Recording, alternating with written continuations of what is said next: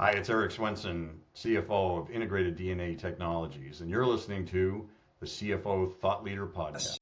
This is episode 1094. A couple things that we're navigating and companies are navigating now is when it comes to AI, one, you need to think about governance. Where does it make sense? Where does it not? And then specifically, really need to think long and hard about privacy.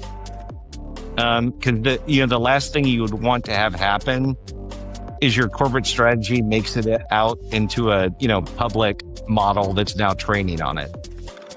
So you have to have the right governance and security around it to protect your data. In terms of use cases where we're either up and running or we've got development efforts underway, one is interactive sales role play. The second is generating what I'd call, customer 360 cards. And that's just that's based on the financial and product and support data we have internally. If a sales rep's going out to make a call, they can just query a system and get a complete view of all the customer interactions with Cloudera, how they're using our product.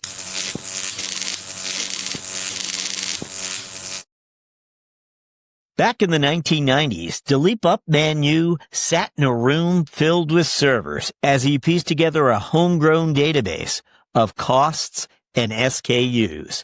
His employer at the time couldn't tell which of its products paid the bills by dawn. The young financial analyst could. That improvised profitability model, Upmanyu tells us, still informs his investment mindset today. You'll hear that story and much more on today's episode. Our talk with Dilip Upmanyu begins after this. When it comes to company spend, most finance teams are on defense, reacting to surprise spend, chasing receipts, saying no. But there's a better way. Meet Brex, the AI-powered spend platform that boosts a company's control, earnings, and speed. 99% of customer spend is compliant. 11 million hours saved on expenses and accounting through automation. $681 million plus back to customers in business building rewards. Make every dollar count with Brex. Hello, we're speaking with Dilip Upmanyu, CFO of Cloudera. Dilip, welcome. Yeah, thanks, Jack. Glad to be here. As always, Dilip, we want you to look back for us. And you have a 18-year span to get to the CFO office. And I just want to, up front here, just mention some of the companies. It's quite a resume. BMC, IBM, NetIQ, the Attachmate Group. And then, of course, you land at ASG in the CFO office. But that 18-year span, we'd like to just talk to you a little bit about up front here. Take us back and identify some of the experiences you feel prepared you for the role. Yeah, thinking back, I would say all of my experiences prepared me for the CFO role.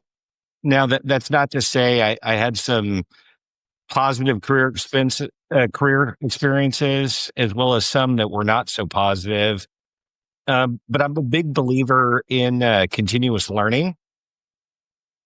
And so I feel like even some of the not so good experiences I've learned from and then capitalized on later.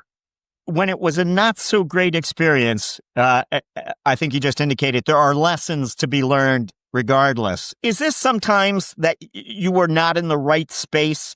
It was not the opportunity you wanted? Did you discover that you had another skill set that you thought was more promising and you wanted to pursue that? Yeah. So, I think back to one of my jobs, and I had actually been given this career advice, but unfortunately I didn't understand it until after the job was over. But I think, when you're interviewing for roles, you're obviously the one being interviewed, but then to a certain extent, you need to take the time and do your own due diligence about the role that you're interviewing for. The specific case I'm thinking about is from a technical finance perspective, great role. I learned a whole lot, but if I'd taken time to understand the company culture, I would have realized I was walking into an incredibly difficult political environment. I kind of learned after that experience when I was interviewing or inquiring about other roles that the culture and the working environment is pretty key to anyone's success. How would you characterize your early years? I think you were a financial analyst to kick things off. Did you find yourself quickly into an FP&A track, or you weren't an accountant? Tell us something about yourself. Sure. So it's actually well, I find it interesting. It's about me. Maybe not everyone else will, but I started off as a financial analyst, and one of the challenges the company had was it was a software company, multiple products. They didn't understand which products were profitable and which ones were not. So they hit me with that question. And so, I started to explore it, as part of, creating that, product P&L. This was back before we had the analytical tools that we have today. I actually learned a lot about, databases and in fact was probably a mini database adapter, but I built out that framework, that more or less, married up, costs with the individual products. And so that was, super helpful, going forward, looking at where do we make investments? Where could we, run for cash flow? And then, in effect, mature products, funding, additional innovations, if you will. As you think about your career development, you were in 4 different companies prior to stepping into a CFO role, I believe. Can you tell us about sort of the culture of those finance departments or function areas?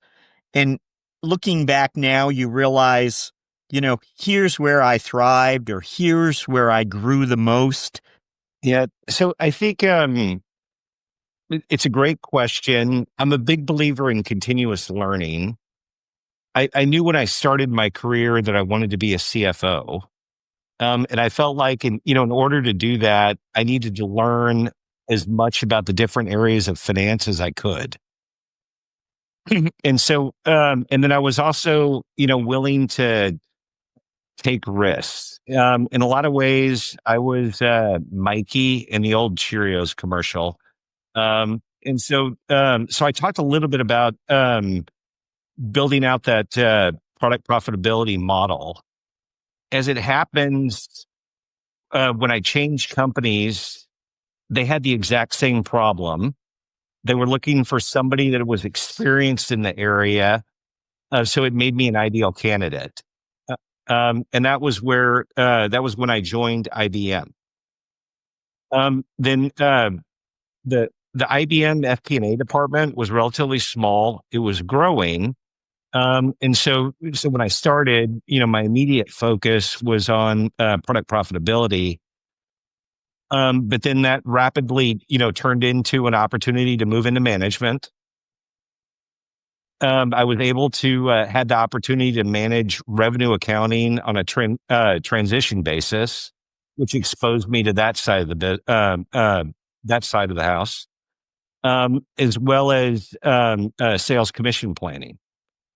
So then, from that, I joined NetIQ. And again, it was, kind of in a leadership position, managing FP&A. It was it was based in Houston, which is also where sales was headquartered. And so naturally, I started working with the sales team, helping them with their sales forecast process, as well as revenue translation. Then that turned an opportunity to manage sales ops. And so all of these changes, they were occurring, within a year, 2 years. So it was rapid career growth, exposure to new areas. From NetIQ, we ultimately decided to sell to Attachmate. And then after Attachmate came in, I was selected to lead finance what became the attachmate group, much bigger job. My team grew. And that kind of brought in, core accounting, even contract management on a transition basis, HR as well, brought in facilities. And then it was global in scope.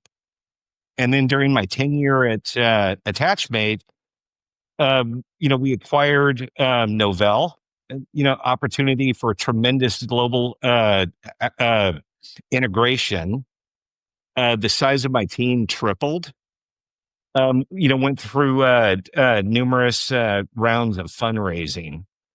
And so I would say my entire career was built towards achieving the CFO seat. And I felt like in order to do that, I needed to learn as much as I could. And what that meant was I was never content to stay still for really more than a year. I was always looking for opportunities to grow and learn. What about the area of investor relations? When did you get exposed to that? Did that happen before Attachmate or most likely during those years? Yeah, it happened during the Attachmate years. And so that was one area where, if we think about all the areas that I talked about, I felt like I was behind the curve.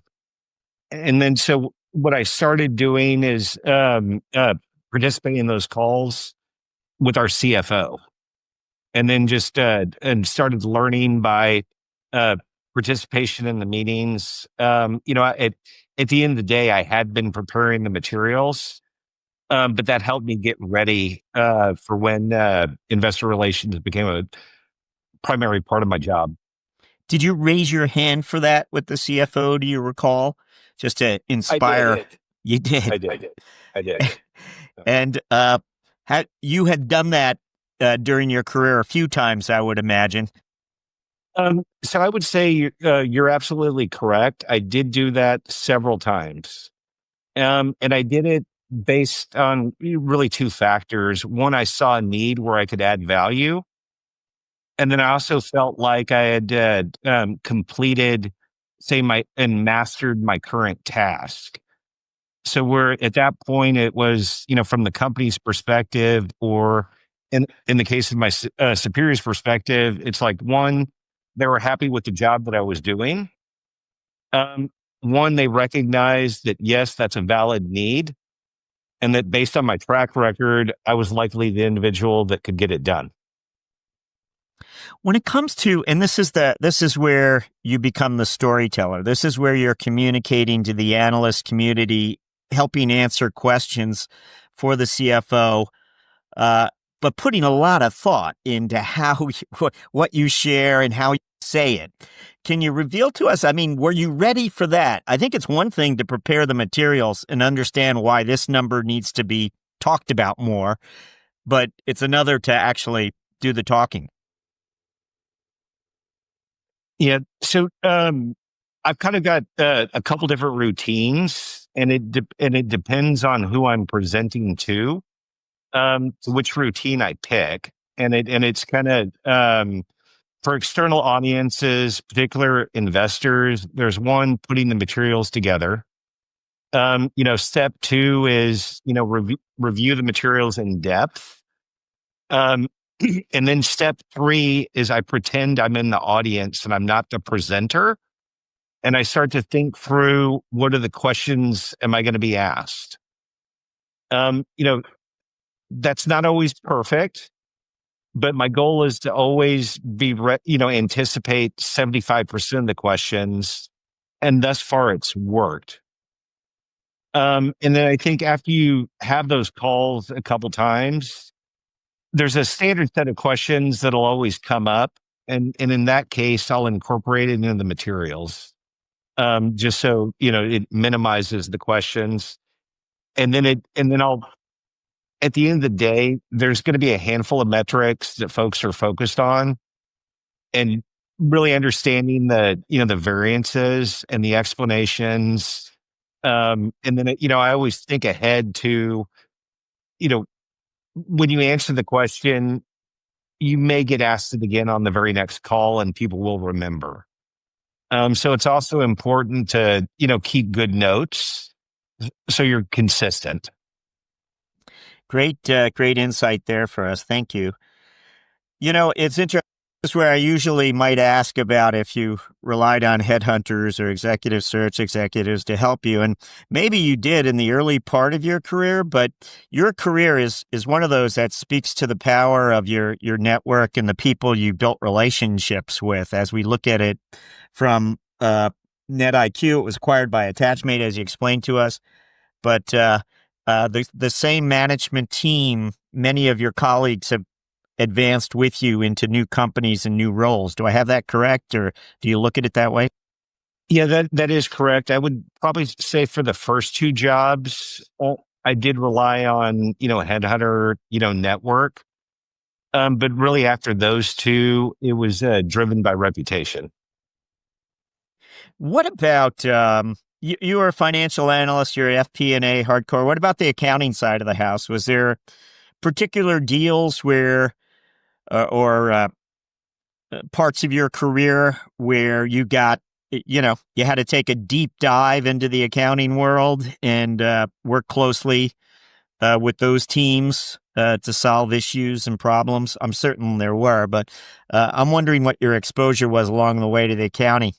And do you distinguish yourself today as an FP&A executive, or you've been in a CFO role for quite a long time, so I don't think so. Yeah. Maybe answering the last question first is I would consider myself very well rounded. Because I've managed, accounting now for, well over a decade. I've learned quite a bit about it. And I would say I can navigate, there's going to be areas of tax where I'm clearly not an expert, but when it comes to revenue and expense accounting, I've got solid working knowledge, and it's probably greater on the revenue side. So, with software companies, when you think about risk, it's really going to be all top line around your order management processes and your revenue accounting. When I was at NetIQ as well as Attachmate, I had staffed a deal desk function. And so, leveraging what I had learned at IBM, managing revenue accounting on a transitory basis, and then starting the deal desk, in order to manage it effectively, I had to learn the ins and outs of software revenue accounting, which, serves me well to this day. Great detail there for us. Thank you. Appreciate that, Dilip. We probably have a few more career-related questions for you, but we'll get to those later, perhaps in the mentoring round. Right now, let's find out about Cloudera. Tell us about this company today. What is it about? What are its offerings? Yeah. So, Cloudera, we handle data management needs for all our customers. We do that on premise and in the public cloud. And we're one of the few companies out there that we have a hybrid offering where we can manage, both environments for our customers. Maybe if you could help us, it's one of these companies that went public. And again, this is before your arrival there. I know you arrived in 2023, but it went public back in, forgive me, I don't have the date in front of me, 21, and it went private again. Am I right about that? Can you give us maybe a short history of its capital structure? Sure. So Cloudera had gone public, and I'm not looking at the exact year, but I want to say it was in the 2015, 2016 timeframe.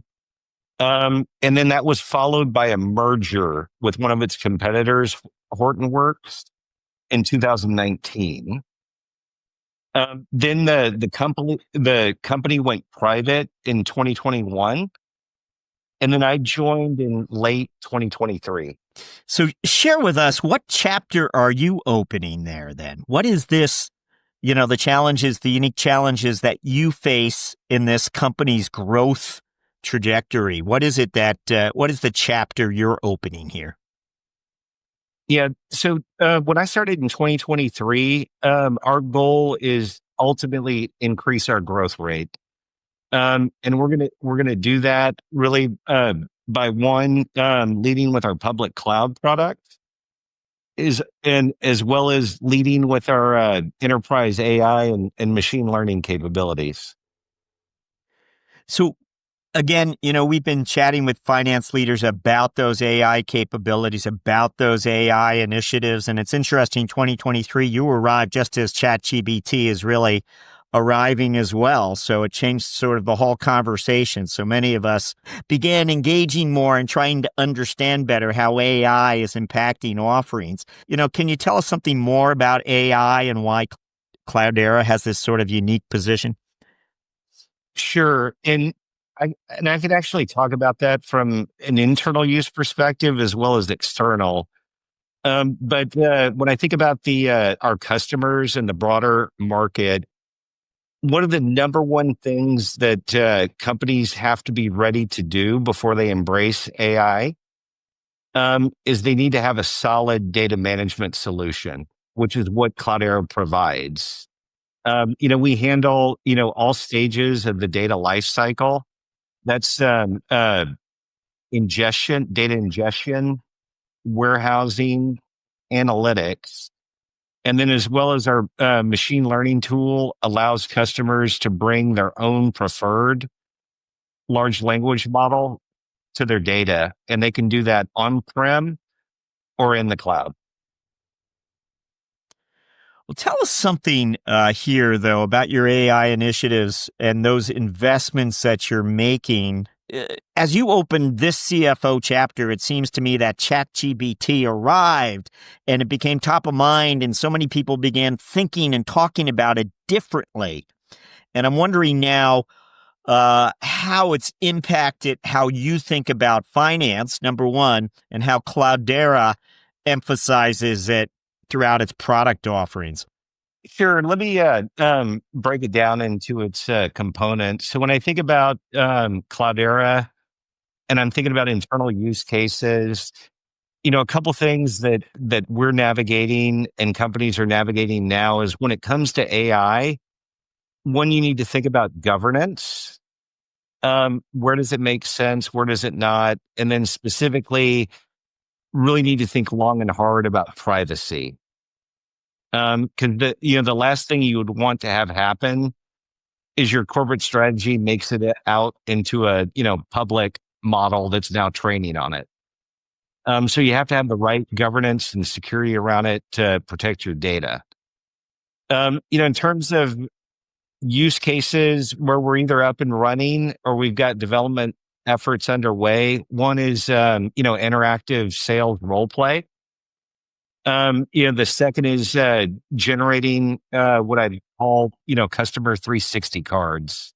And that's just that's based on the financial and product and support data we have internally. If the sales rep's going out to make a call, they can just query a system and get a complete view of all the customer interactions with Cloudera, how they're using our product. Another area is generating marketing collateral. We can train models on our products, what we do, and messaging, and that greatly speeds up the time in generating content. Another area is in contract review. We'll generally prefer to do contracts on our own paper that we've already thought through. Occasionally customers will say, "Hey, we'd like you to use our contract." We can use AI to review that contract and identify big differences between their contract and ours. And then there's the tech support use case where helping customers navigate, get to the right knowledge base or the right person to answer their question. Specifically within finance, there's just PO extraction and matching. There's automation around bank accounts, and then there's automation around accounting itself. Just reviewing accounting entries and calling out where there's significant variances. And then as well as expense report approval. So those are all the areas that depending on which one are either up and running or in a stage of development. What do you think, though, when it comes to the operational impact within finance? You just gave us a list of different areas. Which one of those do you think is really going to demonstrate how powerful AI is first? Which one do you see having the greatest impact? Yeah. When I think about the benefits of AI, it's really labor hours saved. I don't know that we would ever com- completely eliminate humans. But things like when it comes to accounting entries and review, that's already saved us a significant amount of time, which means we're able to do more with our existing team, and it increases productivity overall. And over time, I think measuring success is productivity increases, or maybe said differently is labor savings. When you see that labor savings and when you see that productivity increase, how does your mind work when you see that productivity being achieved? Where are you going to invest in people? So I'd say we're in the beginning stages. And like the full impact, is probably not known at this time. But what I am seeing is, rather than having to hire a person, we're able to solve the challenge with AI, which then means, if where we'd add folks where AI is currently not a solution, and that might be revenue accounting or tax. You mentioned earlier of data governance and security. Have you sought to influence your team's approach to those areas in some way? Have you said we have to pay, perhaps just closer attention here now more than ever? We need to understand what great data governance looks like. What would you tell us? So I would say, as a broad topic, I emphasized cybersecurity with my teams, just because we work with money, right? And so there's always scammers trying to impersonate senior leaders or whatnot. So that's not new, and it's never going to stop. With AI, what I do ask people to think, and a lot of this will fall on IT and legal as well, is let's think about where our data is going. Does it stay resident on our premise, or is it allowed to go outside the company, and it helps that vendor train their model? That to me is kind of a no-no, because we do want to keep our data secure. And then the other thing is, AI is incredibly useful. I think it's a productivity increase, but at the same time, it's not going to be the end all be all. I think about it a lot like automobiles these days. Now we've got blind spot detection, we've got adaptive cruise control, but we're not really ready for self-driving cars. And again, as someone who has helped execute the scaling of products and processes in different environments and different companies, what sets AI-driven products apart? Is there some greater challenge here? Is there some extra dose of complexity? What would you tell us? I think with AI products, it's really just getting that next level of innovation. And so I would say it's not necessarily a new product, but it's really adding a capability set on something that you had before, if you will. I'm not sure if I answered your question or not. AI isn't your mindset is one that suggests that, hey, the rules of the game haven't changed. and AI is not likely to change those, which is in product development and scaling products and processes. Sort of the guidelines remain the same to you. Am I mischaracterizing that? No, I think what I would, the only thing I would add is I think you're right. It doesn't necessarily change the game or doesn't necessarily change any one company's core mission per se. But what it does change is how you play the game. And it's another tool that we have now that we didn't have before. Have the trade-offs changed? And again, I was going to ask you about cost-benefit trade-offs of AI investments. It seems that many of the finance leaders I'm speaking to are pretty bullish on their AI investments. Would you describe yourself as bullish?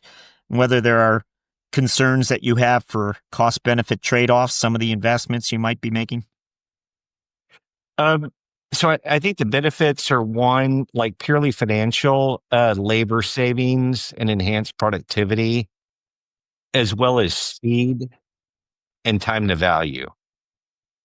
So I think it's really those three buckets where, AI can provide advantages. There will be an upfront cost, but over time, it'll yield value. Have you come up with a KPI or a way to measure some of the investments that are being made around AI initiatives?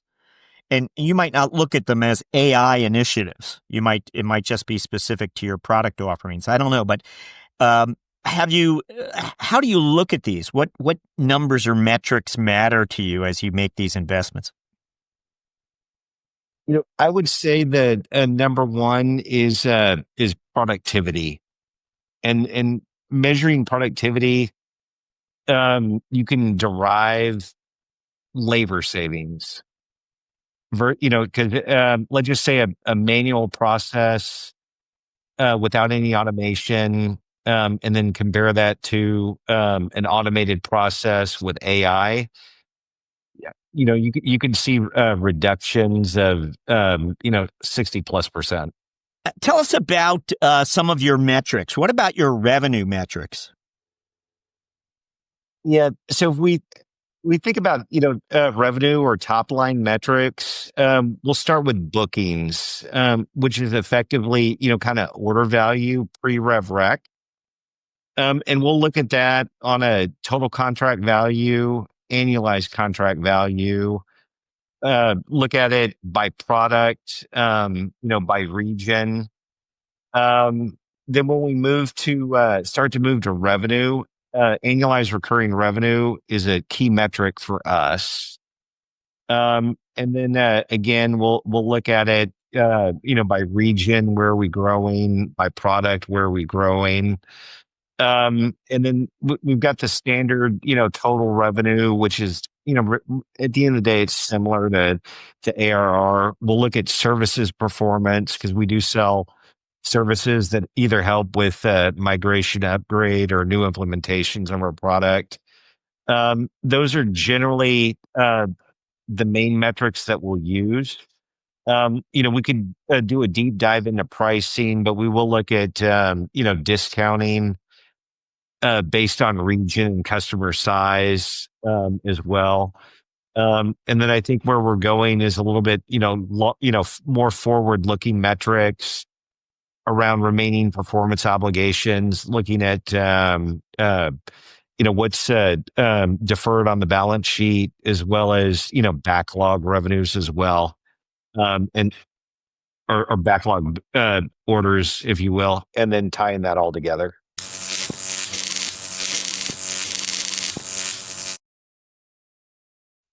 And again, this is where we ask you to look back in time and just share a moment of insight that you had along the way during your career. It might have happened 20 years ago, it might have happened last week. We're just looking for a good story about your lines of sight into these different companies and how sometime along the way you saw something and you responded to it, perhaps. Yeah, I wouldn't say this was an exact moment or an event, but what I realized during my tenure at IBM was important to prepare the materials. But what really made the difference was being able to articulate the underlying business actions that led to the results. And so, at the time, the job was, okay, all right, do your simple, budget, to actual variance analysis. But what made the difference was understanding what the business did or what the environment was like that led to those results. And it was important when I went to NetIQ, and I had a small role in preparing for the earnings announcements. And I think what made the difference was being able to articulate, revenue was Y compared to X a year ago. And the reason it's different is A, B, and C. And so being able to bring the numbers alive was when I realized that in order to be an effective finance leader, and then wanting to affect change, I needed to be able to articulate what led to the results. I would say what helped me was just having a deep understanding of the business. And then for, every process or every action, break it down, into a series of variables. And then once you do that and you understand, price P times Q, right? You can, it'll help you, articulate the results to where now it's really almost natural. And this is where we want you to think back to your first 30 days, let's say 60 days at ASG, when you stepped in to a CFO role for the first time. If you could go back in time and just tell yourself a piece of advice, that place in time, that first 60 days you were in a CFO role, what is it that you would have told yourself? Again, you had observed so many CFOs, so you thought you knew everything about the role. But yet, we hear so frequently, there's always something you wish someone had told you.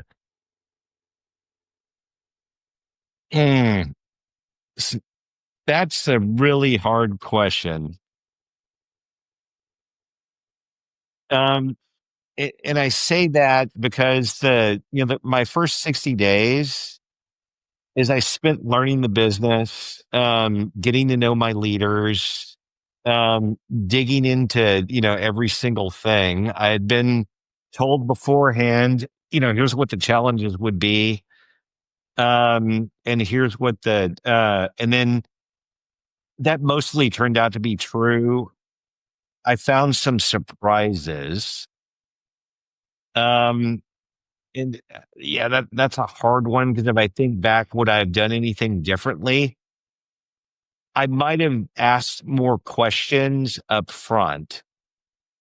But otherwise, I don't know that I would do anything differently. And then that, this might sound a little corny, but I actually don't believe in regrets either, because you can't go back in time.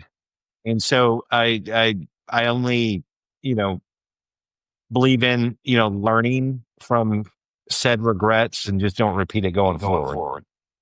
Excellent. Thank you for that. We always like to ask our guests to reflect a little bit on the personal side.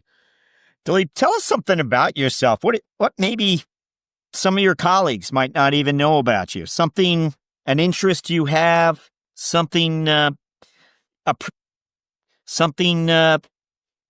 people might not know about you.